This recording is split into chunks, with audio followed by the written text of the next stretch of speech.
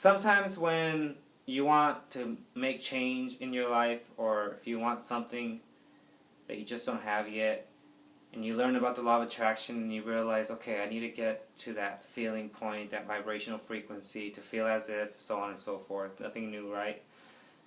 For those that are new to the law of attraction, that's when it comes down to feeling as if you already have it, acting as if you already are the person that you want to be. Just to sum it up in like one sentence, assume the feeling of the wish fulfilled. However, it can be very challenging at times to continue with that feeling. It can be very challenging to not focus on the lack thereof. And I read recently, well, I don't know, about a month or so ago, a book called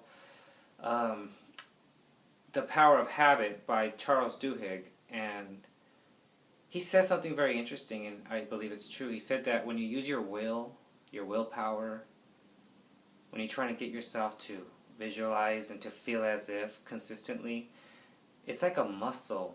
And just like any other muscle, it can get tired and it will get fatigued, and it'll be hard to continue. So you got to relax that muscle. You got to let it rest. You can't overdo it.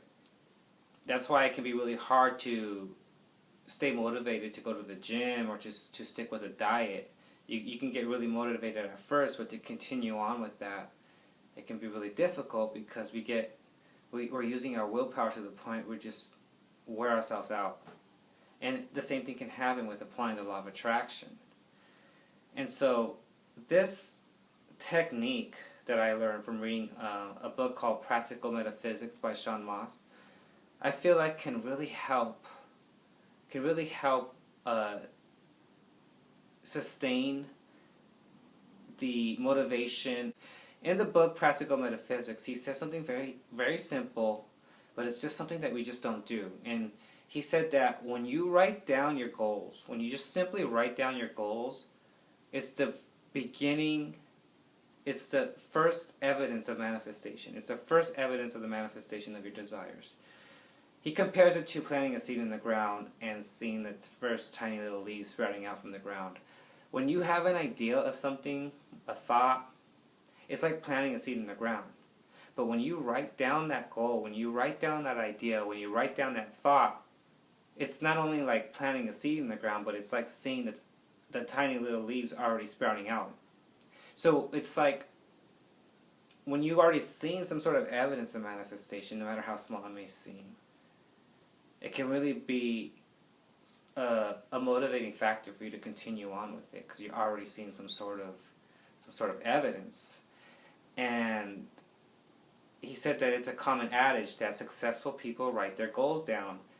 And I noticed that a lot of times we think, well, yeah, it's okay, I'll remember it, I'll just keep it in my mind, or that idea that I had, I'm sure I'll remember later, but you'd be surprised how many ideas come and go and you may forget about it.